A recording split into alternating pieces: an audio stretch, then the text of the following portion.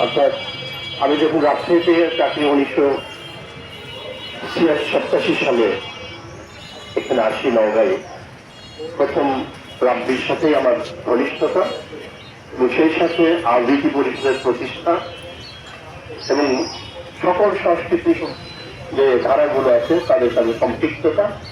রাব্বি এবং কায়েস দুজনের যে নওগাঁ শহরে একটা পরিচিতি ছিল, আজকে রাব্বি আমাকে ছেড়ে চলে গেছে, আমি একা হয়ে গেছি। আর রাব্বিকে আপনার সবাই জানেন, রাব্বি একজন অত্যন্ত ভালো মনের মানুষ ছিল, মানুষ বলবো না, ছেলে ছিল, একদম সাদা মনের।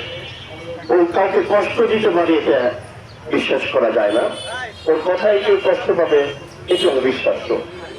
এখন আমাদের একটাই কাজ, সে চলে গেছে, এটা পৃথিবীর অমোঘ নিয়মে চলে যেতে হবে মানুষকে।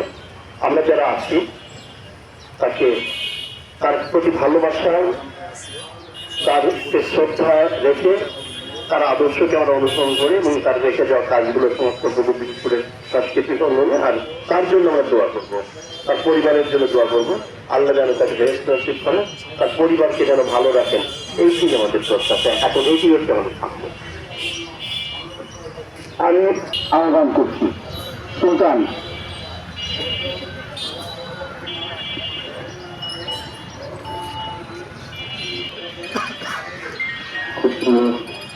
মানুষ